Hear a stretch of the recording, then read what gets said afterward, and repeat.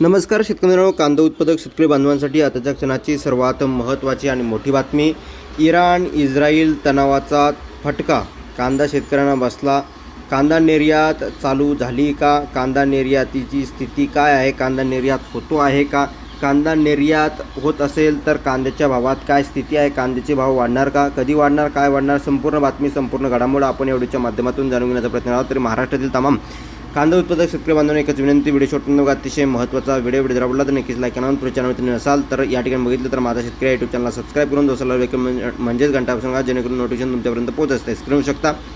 Iran Israel तणावाचा फटका थेट महाराष्ट्राच्या कांद्याला. निर्यात थंडावली, साठा वाढला, दरात मोठी घसरण.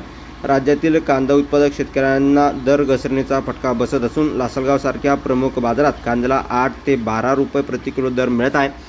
नव्याने बाजारात दाखल होत असलेल्या उन्हाळी कांद्याच्या वाढत्या पुरवठ्यामुळे ही घसरण नोंदवली जात आहे.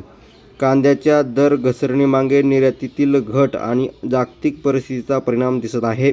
अमेरिका, इस्रायल आणि इराण यांच्यातील तणावामुळे आखाती देशांमधील मागणी कमी झाली आहे. त्यामुळे व्यापाऱ्यांकडे मोठा साठा शिल्लक राहिला आहे.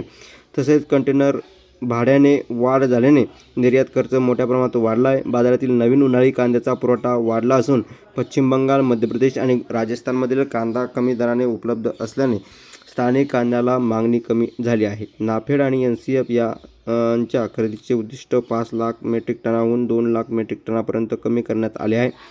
त्यामुळे बाजारातील अतिरिक्त साठा कमी करण्यास अडचणी येत आहे.